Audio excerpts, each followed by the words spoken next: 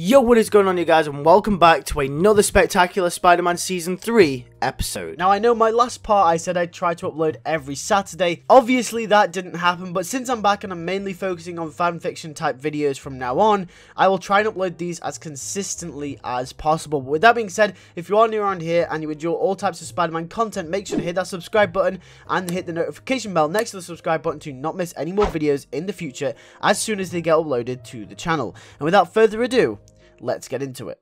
Episode 8, Investigation. We start our episode with Donald Mencken. He lies asleep on the street after being dropped off from the last episode when someone approaches him and wakes him up. It's Jean DeWolf. She calls Captain Stacy saying that she found Mencken. Captain Stacy races down there immediately to go and pick him up.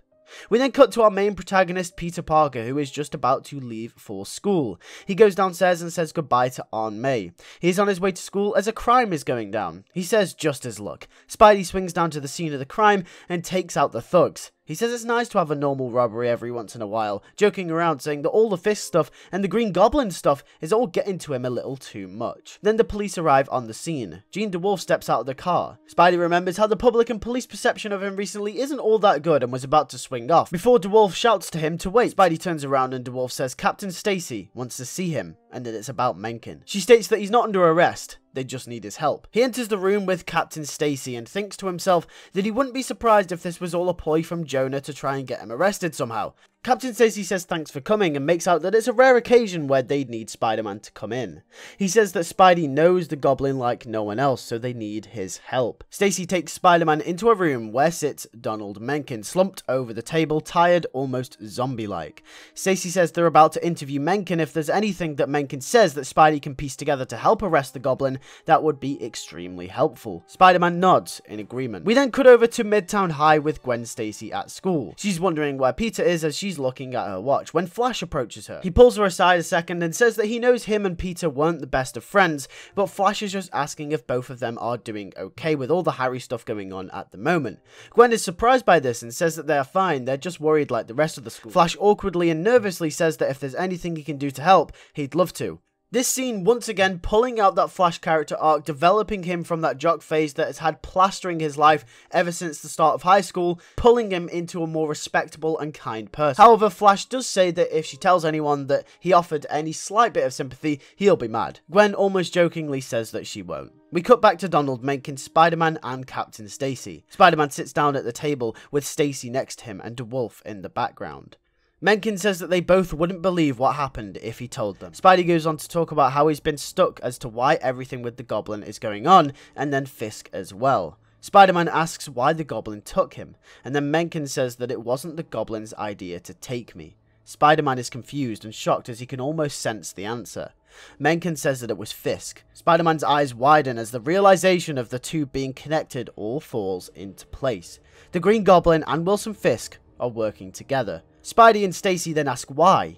Mencken says that this leads him on to his next point. The Goblin is the only type to work with someone else when he has a common enemy. Stacy says that it has to be Spider-Man, but then Spidey says that that wouldn't explain why he'd want Mencken. Mencken puts his head down with a little bit of remorse. And then Stacy questions him, what is it? Mencken lifts his head up and says that he thinks he knows who the Goblin is. Spider-Man's eyes squint. He says to himself in his head that Mencken better be careful what he says next.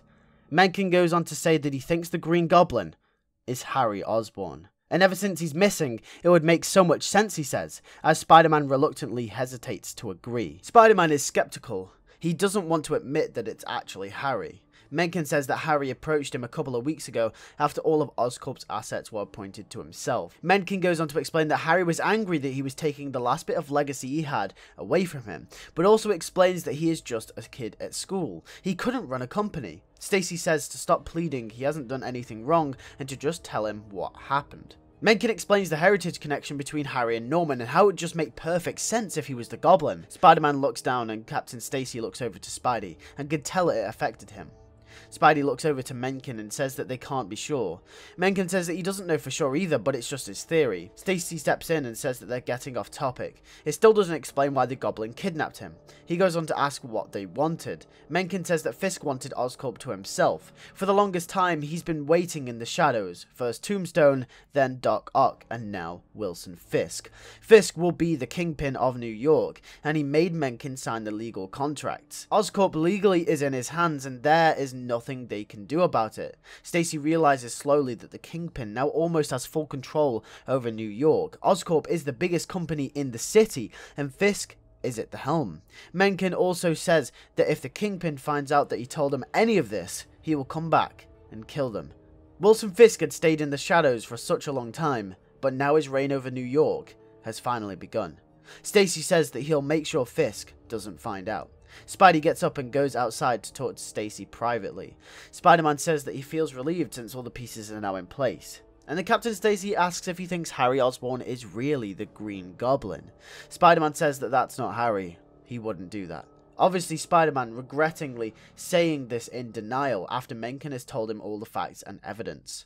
Stacy asks if he knows Osborn. He's talking about him as if he knows him. He goes on to say that he saw Spidey's reaction when Mencken brought him up. Spider-Man says that he's just a family friend, more of like a friend of a friend. Captain Stacy doesn't seem convinced, and then Spider-Man leaves. We cut to the Kingpin and the Green Goblin as they enter Oscorp. Fisk feels proud to have finally accomplished his mission. Oscorp is finally his. The Goblin turns to him and says it's good to have the power beneath their teeth. Fisk responds with his teeth as he turns around menacingly. Goblin asks what is he talking about, and Fisk says that he has no need for him anymore.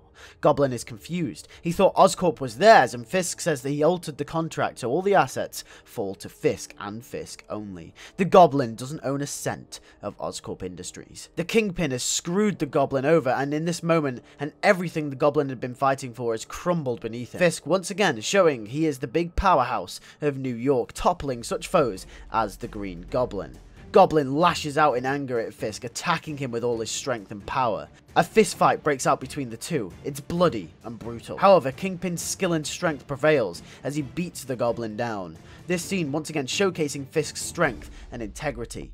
Fisk says to get out of his building, and Goblin ends up limping away and calling on his glider to escape before Fisk beats him down anymore. Fisk watches on as all the power lands to him. We cut back to Peter, sitting on a building, contemplating all of the evidence and all the pieces coming together. He now has to dictate his next move very carefully. Could Harry be the Goblin? Is Fisk controlling him this entire time? He decides that he needs to lay low for a while. He can't know for sure until anyone makes their next move. But until then, he'll take things slow and normal. And hey, you could always use the time in between to catch up with Gwen as well. We cut to the next day when Peter is in school. He bumps into Gwen on his way home, and she seems annoyed. Gwen says she knew he didn't care. He wasn't even at the search party for Harry. Peter says that he was there, they just didn't see each other. Obviously, Peter isn't lying here, he's just not referring to the fact that he had to leave early. Gwen sighs and says that she's sorry for snapping, it's just that the prospect of Harry not turning up is looking more and more likely. Peter says that they'll find him. He knows they will. Peter and Gwen share a hug together. They pull away and lock eyes. That same feeling from back in Season 2 drives over them again. That want that made Gwen kiss him on his doorstep. And out of nowhere, Peter and Gwen kiss for the first time in a while. Just like that. Gwen pulls away surprised. Peter also pulls away surprised. Gwen says that she's sorry, she shouldn't have done that, especially with the circumstances going on. She was just filled with emotion. Peter says it felt right, and Gwen reluctantly agrees. She knows that's what she wants, but she's conflicted. She can't turn her back on Harry, not after everything that has been going on. Peter understands this too. Peter awkwardly drops Gwen off at home, and it's a very awkward scene. It's a very rigid scene, one that you could cut through with a knife. And then Peter goes home himself. Gwen is at home, unwinding, thinking about the events that have just transpired, and also thinking about how they're going to find Harry. Captain Stacy is also out on patrol, when a knock is at the door. And a bloodied and bruised, beaten Harry Osborn shows up at her door. Breaking down into Gwen's arms, she asks him what happened and where he has been. That is it for today's episode of Spectacular Spider-Man Season 3. If you did enjoy this episode, make sure to hit that like button. And if you don't want to miss the next episode, make sure you hit that subscribe button and make sure to hit the bell next to the subscribe button so you don't miss the video as soon as it goes out on the channel. You'll be one of the first ones to watch a video. And with that being said, thank you all for watching. I'll see you guys in the next one. Take care. and peace.